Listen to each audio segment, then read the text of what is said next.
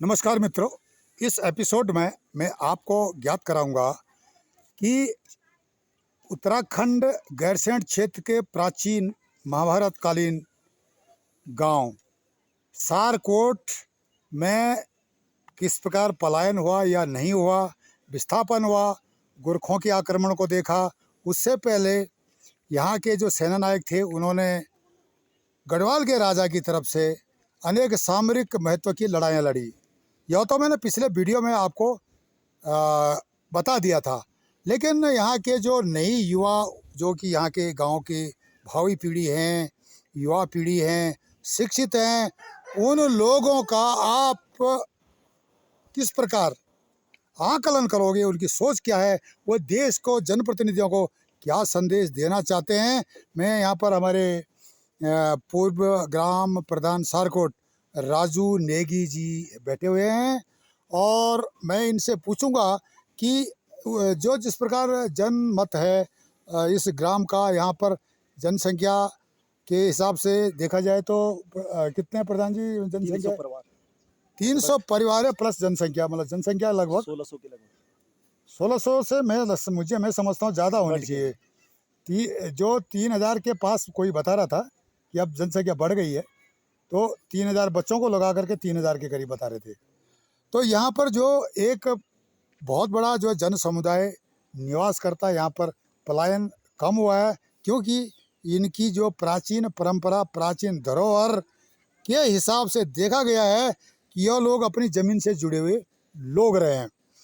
अब मैं राजू नेगी से प्रार्थना करूँगा, जो कि पूर्व प्रधान है यहाँ के, कि यहाँ के गांव का क्या जनमत रहा है, कि किस प्रकार से यहाँ के लोग, जिस प्रकार की महिला मंगल दल की जो युवतियाँ मातृशक्ति आदि जो है आक्रोश में थे कि उनकी जो प्राचीन परंपरा का सम्मान उत्तराखंड सरकार सम्मान करने में नाकाम रही है। इस पर आपके क्या प्रयास रहे जब आपका समय था, तो इसमें आप थोड़ा बताने का कष्ट करें। नमस्कार, मैं इस आपके चैनल के माध्यम से ये संदेश देना चाहूँगा कि पूर्व में जब मैं यहाँ पे प्रधान था, ये जब 2013 केदारनाथ आपदा हुई थी, तो केदारनाथ आपदा के समय, उस समय काफ़ी बारिशबारी हुई थी इस क्षेत्र में। उसी समय जो यहाँ का प्राचीन जो कोट था, जो प्राचीन काल का एक शासन चलाने का एक इस क्षेत्र का एक भवन था, कोट, जो कोठा के रूप में यहाँ के लोग कोठा के रूप में जानते हैं उसको, वो उस समय केदारनाथ आपदा के समय 2013 में पूर्ण रूप से क्षतिग्रस्त हो गया है। और यहाँ का जो पूर्व इतिहास था, इस क्षेत्र का पूरा शासन चलता था उस कोर्ट में। यहाँ के जो मुखिया थे, जो मालगुजार थे, जो शासन चलाते थे, वो काफ़ी महत्वपूर्ण उपलब्धियाँ थी यहाँ की। जो कोठा, इस गांव का जो कोर्ट है, इसमें सारे देवी देवता निवास करते थे। यहाँ पे भगवती का मंदिर है, नरसिंह भैरव का मंदिर है, लाटू देवता का मंदिर है, हनुमान जी का मंदिर है और घंडाल देवता का मंदिर है। इस गांव में जो जितने भी त्यौहार होते हैं, जितने भी कार्यक्रम होते हैं, माँ भगवती की पूजा होती है, नंदा देवी की राजजात होती है और माँ भगवती जो भी पूजा होती है, जो भी इस गांव के हरियाली पूजा से लेकर, डाल पूजा से लेकर, जो रीति रिवाज के अनुसार जो भी पूजा होती है, उस कोर्ट के अंदर होती थी। और आज वो 2013 के बाद जो देवी आपदा में क्षतिग्रस्त हुआ, उसके बाद इस गांव का सारा अस्तित्व और जो एक पुरानी परंपरा थी, वो लुप्त के कगार पर चले गई है। और जब हमने इस भवन का नवनिर्माण के लिए शासन प्रशासन से गुहार लगाई, मैंने स्वयं एसडीएम उप जिलाधिकारी गैरसैंण को, जिलाधिकारी चमोली को और माननीय विधायक पूर्व में रहे सुरेंद्र सिंह नेगी जी को ज्ञापन दिया। उनके माध्यम से सांस्कृतिक विभाग के जो मंत्री थे श्री सतपाल जी महाराज जी को वो ज्ञापन दिया। तो सर, हमें बाद में पता चला पेपर के माध्यम से, जो न्यूज़ लगी थी, कि सारकोट का जो ये कोठा भवन था, वो उसको इन लोगों ने खारिज कर दिया कि ये कहीं हमारे रिकॉर्ड में, शास्त्रीय पुरातत्व विभाग के रिकॉर्ड में न मिलने के कारण उसको खारिज किया गया। तो मैं सरकार से यही गुहार लगाता हूँ कि इतना बड़ा गांव, और अंग्रेजी शासन काल से पूर्व का गांव, जो कि 1500 साल पुराना गांव, जो इस कोर्ट के नाम से जाना जाता था। यहाँ पर शासन प्रशासन शासनीय जो भी गतिविधियाँ चलती थी उस समय के ज़माने की, वो अंग्रेजी शासन काल से पूर्व से ही चलती थी और वो आज विलुप्त हो चुकी है। जो इस गांव का उद्देश्य था, जो इस गांव का एक भवन जो कोर्ट के रूप में विकसित था, वो पूरी तरह धराशायी हो गया है। मैं सरकार से यही गुहार लगाता हूं कि इस गांव का कोर्ट को बनाने के लिए ज़रूर संज्ञान लेना चाहिए सरकार को। मैं माननीय देश के यशस्वी प्रधानमंत्री नरेंद्र मोदी जी से भी अनुरोध करूंगा कि आप हमारी बात सुनेंगे, इस गांव की बात को सुनेंगे।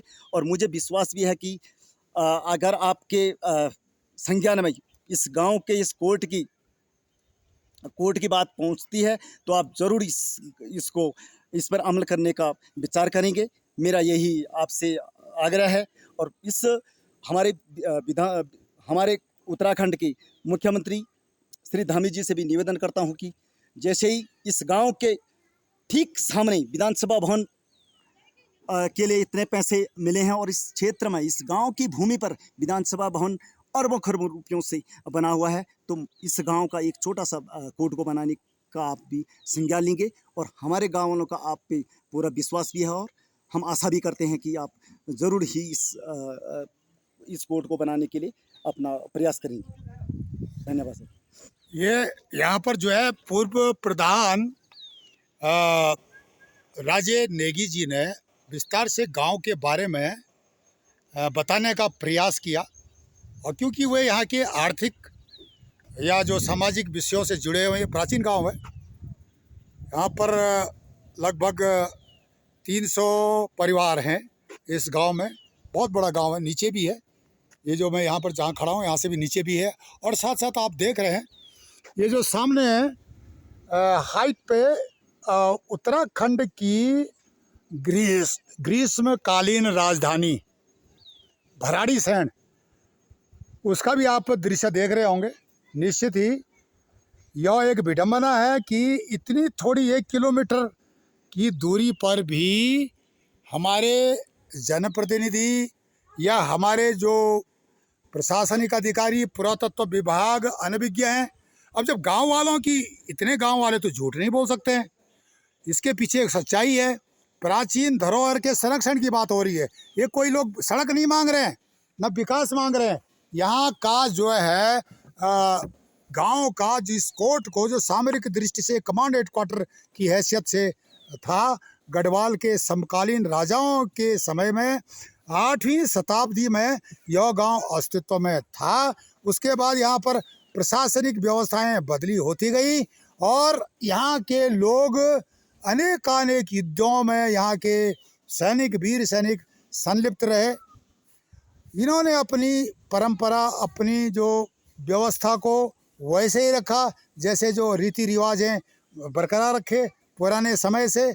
आज यह स्थिति है कि आरक्षण की तो दूर की बात है, इनकी जो प्राचीन जो परंपरा है, संस्कृति है, उसके संरक्षण के लिए हमारे को या तो समय नहीं है जनप्रतिनिधियों को, या वे करना नहीं चाहते हैं।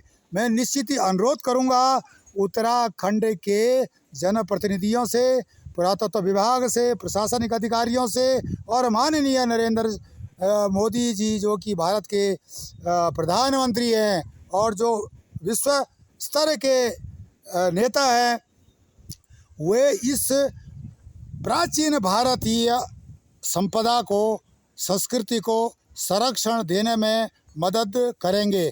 यहाँ पर जो भी महिलाएं थी, युवतियाँ थी, युवा पीढ़ी थी, उनका यही एक ही डिमांड है कि हमारी जो प्राचीन जो ये संपदा है इसको संरक्षित किया जाए, कार्बन डेटिंग किया जाए, अनेक इसका एक्सकवेशन, इसकी खुदाई हो सकती है। यहाँ पर देवी देवताओं की मूर्तियाँ, पुराने जो हमारे इतिहास के कई अस्तित्व वाली चीज़ें, यहाँ जो सोर्सेज ऑफ हिस्ट्री बोलते हैं, रिसोर्सेज ऑफ हिस्ट्री, वो सब यहाँ पर मिलेगी। यहाँ पर सिक्के भी मिलेंगे, मूर्तियाँ मिलेंगी। इस तरह से हमारे को चाहिए कि इन लोगों का साथ दें, गांव वालों का।